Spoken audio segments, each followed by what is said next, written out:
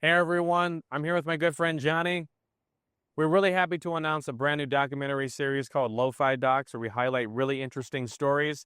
This particular episode is about the Wonderland Murders here in LA. But please check out our main channel, Lo-Fi Docs, on all social media, including YouTube. And please drop a like and leave a comment. We would really appreciate it. And we'll see you guys very soon. I'm like SpongeBob with the glasses. Okay. Hey, Patrick. I feel like I've been here before. Hard to get anything done. The bureaucratic red tape that stymies so much legislation out here. Who doesn't love living in that? Every time I see these things, watch someone with ADD talk.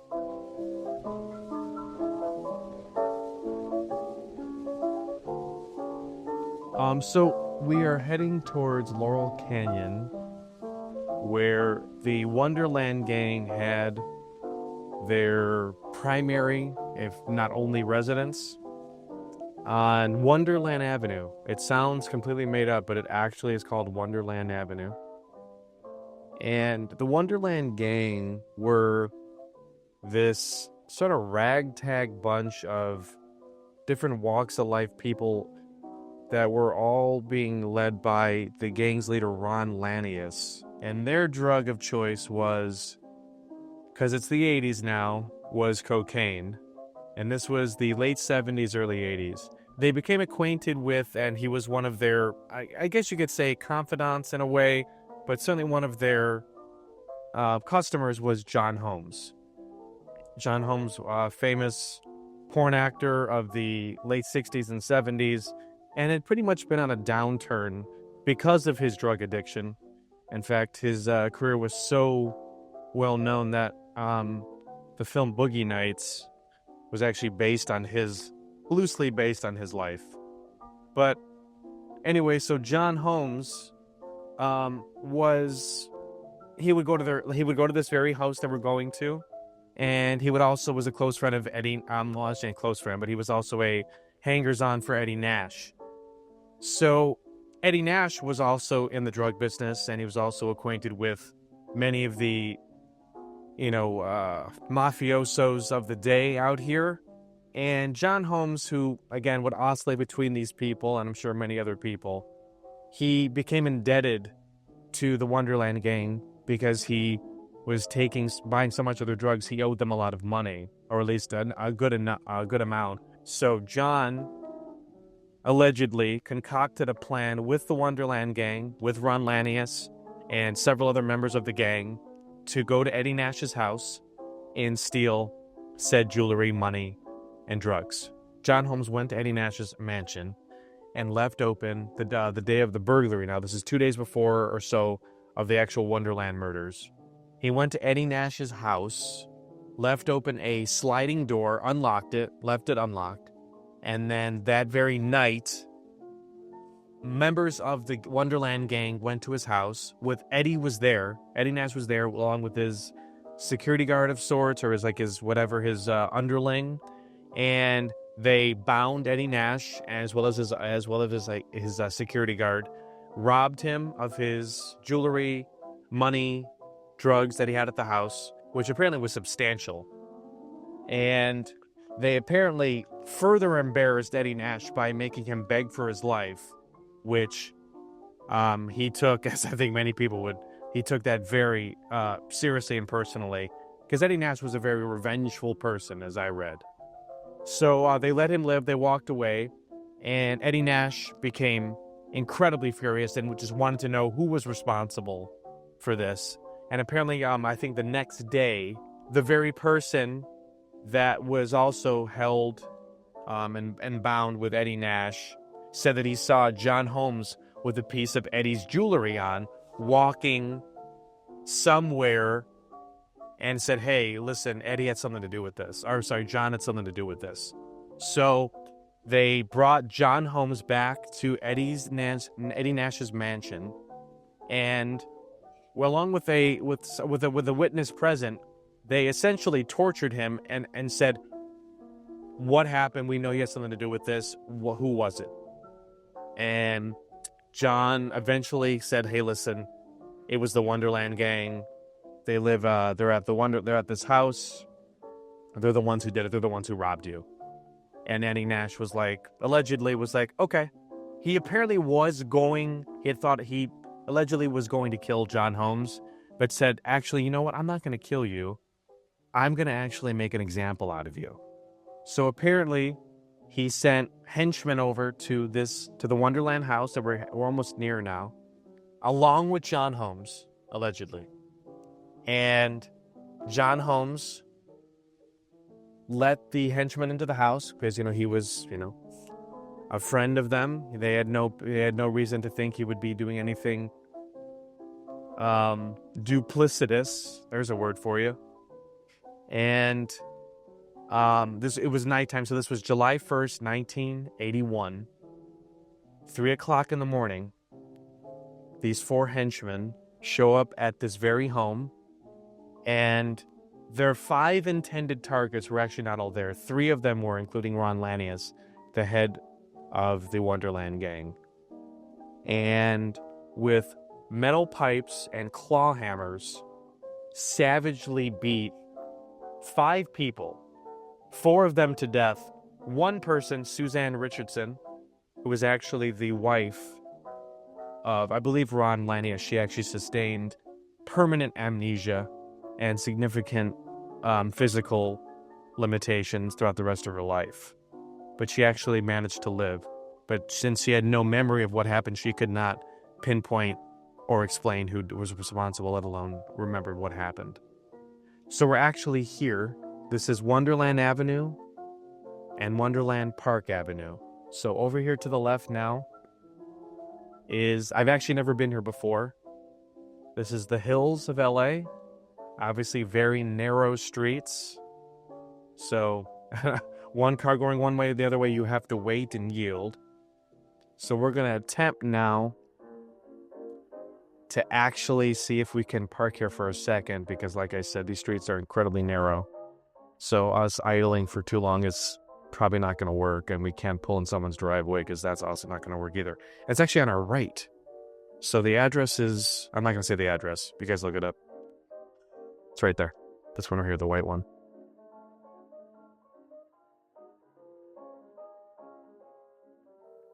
All right, so here we are on Wonderland Avenue. Directly behind me, the very townhome there in white used to be the headquarters of the Wonderland gang, headed by Ron Lanius. So on July the 1st, 1981, 2 days after the robbery of Eddie Nash's home, not far from here, 4 members of the Wonderland gang, although 5 people were beaten savagely, 4 of them ended up losing their lives. One, Suzanne Richardson, ended up surviving, although she did have permanent amnesia and did not remember a thing about the night in question. But 4 members of the Wonderland gang, including the gang's leader, Ron Lanius, were savagely beaten to death with metal pipes and claw hammers around 3:00 in the morning, allegedly with the intervention of John Holmes, who let them into this very home behind us. This home served as a den and as a base of operations for the Wonderland gang and their illicit drug trade, which was, again, cocaine. But this house had all manner of drug paraphernalia and large amounts of cash stowed in it that apparently was quite substantial. But this very quiet, small street, home to one of the most infamous murder cases in LA history, and this very townhouse behind us.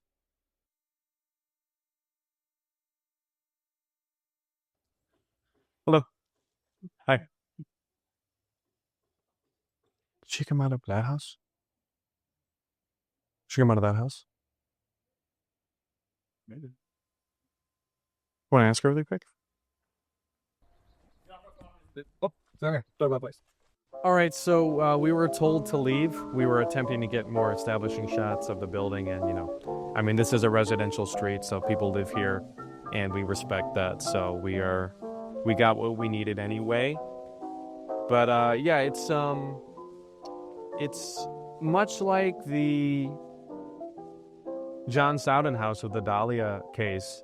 This has, again, it's on a really sleepy, old part of the hills here. These are old townhouses that, actually, I was surprised to see how a good number of them need, a lot of, repair and all that. These are old. worn houses. They do have character, though, to them. But, yeah, this was, for a time, a big drug den for the Wonderland gang. It was their base of operations. So now it's a really sweepy, is that a word? It's a combination, sweepy, like a little kid. A sweepy house. It's a really sleepy townhouse in a really old part of the hills that we were told to get the hell out of here.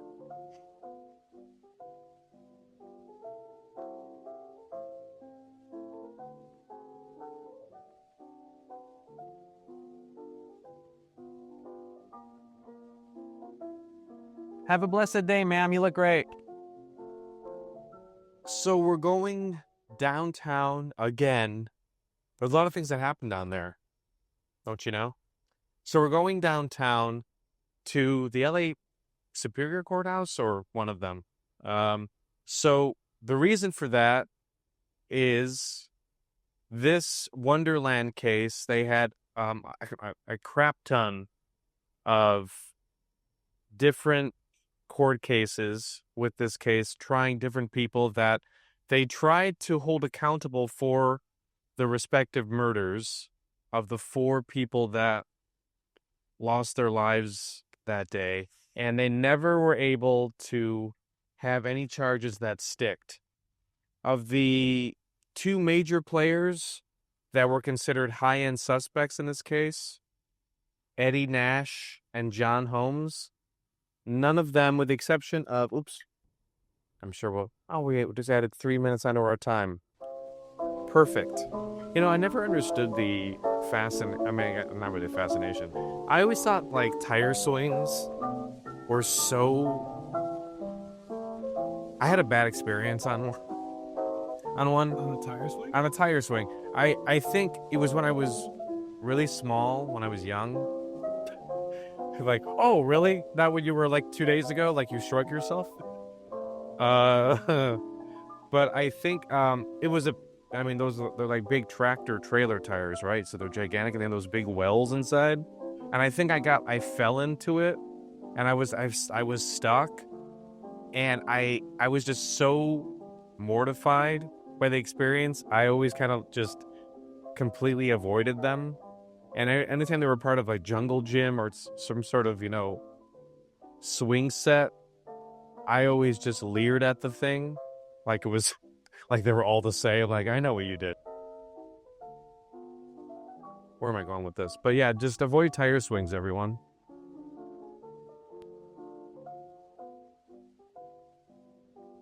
I don't like touching the buttons. Only $4.50 for an hour? What a deal. All right, so we're here in downtown LA, specifically where all the federal courthouses are. As you can see them behind me, there's a few that dot the landscape behind here. I'm sure all of them have been here for a while. That one right there is the actual, I think, United States Supreme Courthouse right there, which is kind of fun. So as it relates to the Wonderland cases today. Feels like nighttime. We're overcast as hell. As it relates to the Wonderland cases, so post the actual murder, several attempts were made by legislators and justices to get Eddie Nash and John Holmes, who were considered the top suspects in this crime, despite the rather sheer amount of circumstantial evidence that tied both gentlemen to the actual case itself. With the notable exception of Eddie Nash in particular, who in his first trial, it was a hung jury, and then his second trial, he was acquitted. And the reason he was acquitted for the first attempt from being brought to trial on this case was because he paid one of the jurors $50,000 to vote not guilty. You never really get to see with unsolved cases like this such a big boatload of like judicial justice that unfortunately never found an ending that was satisfactory. You usually just get none of that in unsolved cases. There may be suspects that people are like, hey, I think, this person really did it, but we don't really know. In this case, there was a lot.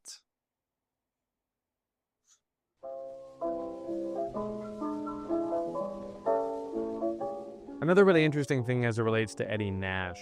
So years after his first acquittal and hung jury, that whole thing, he was actually brought up on RICO charges. So this would be racketeering and money laundering, as well as conspiracy for the Wonderland murders themselves without specifically being charged with the actual committing of the crimes and ordering of them. Just conspiracy. He actually pled guilty to all of that, including and admitting to paying the first time he was brought up on charges. He admitted and pled guilty to paying one of the jurors $50,000. He said, yeah, listen, I did all that. And he was actually convicted and given, I believe, 8 to 10 years, but only served 3. And apparently years later, one of his subordinates had jokingly mentioned, or maybe was serious, and said that he had paid the judge $100,000 to lessen his sentence and give him time served. So the guy was notorious in many ways, very hard to pin down, and his money got him out of a lot of his issues. One thing I've noticed is, why do all federal buildings smell like a library? I'm getting like a sense of library smell coming from the doors right behind me. So how does that relate to what I just said? It has nothing to do with it.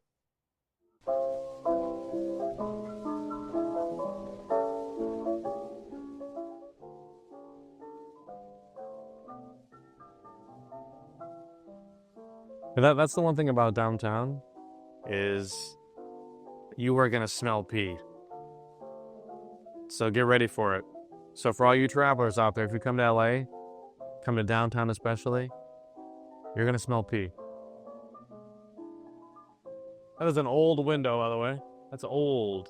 All right, so regarding John Holmes, so he was actually brought up on charges initially before Eddie Nash was. John Holmes was almost considered a suspect immediately in the Wonderland murders. And he was framed by the prosecution as not only being a major contributor, if not outright the perpetrator of the actual crimes, but sort of the mastermind behind them, because he was connected to both Eddie Nash and the Wonderland gang.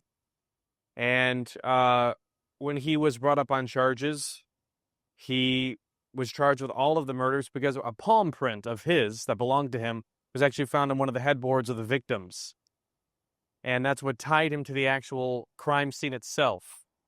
And then during the case, which he was later acquitted for, the defense did what seems to be a masterful job at painting him as not necessarily innocent, but someone who was just there by happenstance. He had nothing to do with the actual committing of the crimes. He did not order them. And he was a victim of happenstance. And that defense worked. The jury found him not guilty, and he was acquitted of all charges. The case still followed him throughout the rest of his life.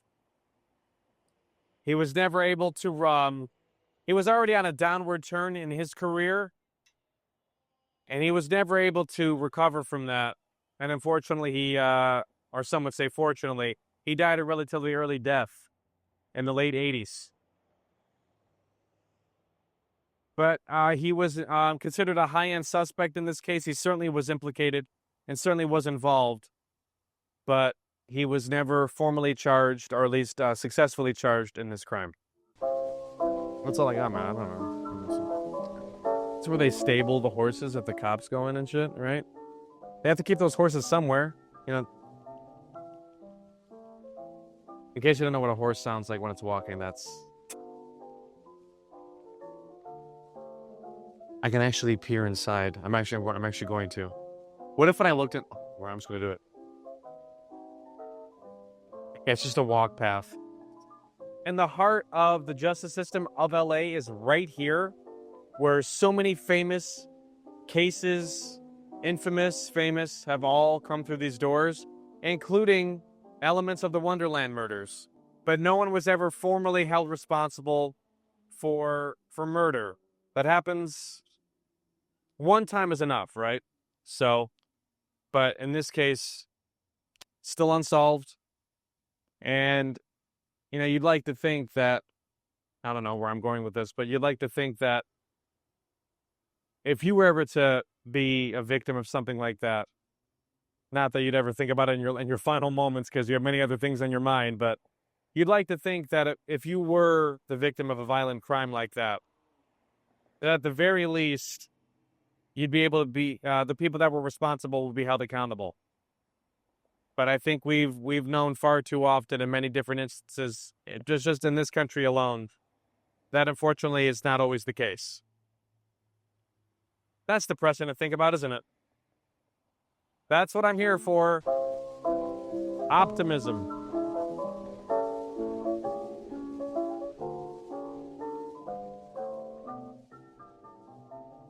Okay, so now we're heading towards what used to be the Starwood nightclub, which from the early or so 70s to around the early 80s was one of a many few music nightclubs that showcased up-and-coming musical talent. Van Halen most famously got their start at this nightclub and played a few spots here. And Starwood nightclub was owned by Eddie Nash, who owned a series of nightclubs in Los Angeles, this just being one of many. And Eddie Nash was actually the son of a very wealthy Palestinian family. He was born in a city just outside of Jerusalem and moved here when he was very young, or youngish, with no money. I don't know. I still don't understand how that was the case, where his family apparently owned 48 hotels in and around that area of the world. And I don't know why he came out here. I mean, if you're living in that kind of comfortability, why leave? But anyway, he came out here with apparently nothing and built up a empire of owning a series of nightclubs, which he bankrolled by selling drugs and embroiling himself with a whole bunch of unsavory characters of the time, most of them being from the Israeli mafia, the Italian mafia, and other unscrupulous people. But anyway, the Starwood was among many nightclubs that he owned, and he actually surprisingly, well, I shouldn't say surprisingly, I mean, it just makes sense financially. A lot of his clubs catered towards many different crowds. He had a nightclub devoted to just African Americans. He had a club that was just frequented by gays. He had clubs that were frequented by Hispanic people. He just had clubs that catered to all different niches, just to kind of serve different communities. And apparently it was also as a front for his drug empire as well. So, but yeah, so we're headed there now, and I think now it's just a restaurant. But yeah, it used to be called the Starwood Club. I don't really like the name, if I'm being honest. Starwood. Doesn't really roll off the tongue, does it? I guess maybe it's like stars in Hollywood kind of thing. Yeah, I mean, I don't like. I like the words used. I just don't like them together. It's ridiculous. Isn't it like a foundational pillar? I guess not. I don't know. I think it's pivotal. It's a pivotal pillar. You're good, buddy.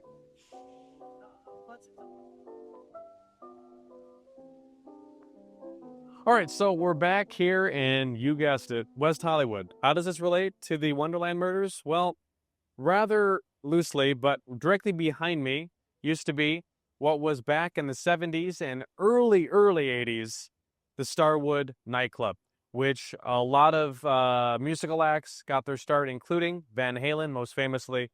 But during the 70s, this was a pretty popular nightclub owned by Eddie Nash, one of a great many that he owned. This was one he owned in West Hollywood. And rather funnily, as we were doing research for this very video, we saw that the nightclub opened around 1973 and closed about a month before the Wonderland Murders in 1981. So this would be in June. Probably, I'm not sure how much connecting tissue there is there, but just kind of a fun little information there for you. But so, yeah, this club was open for less than a decade, but it was one of a great many nightclubs that Eddie Nash owned. And apparently it was bankrolled and he was able to own it and operate it as a front for drug activity. which is how he was able to have so many nightclubs here in LA. But yeah, it used to be called the Starwood, and before that was called PJ's. Why would you call a nightclub PJ's? I have no idea. Kind of like the name, though. I like it better than Starwood.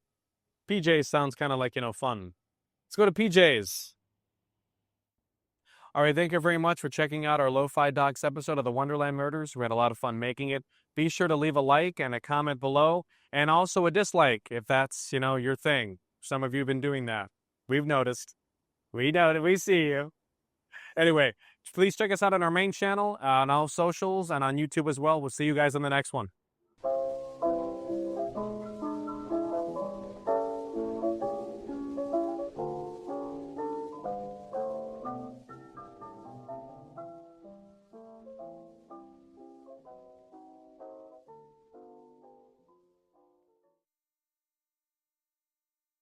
It's like singing the Muffin Man song in a British accent.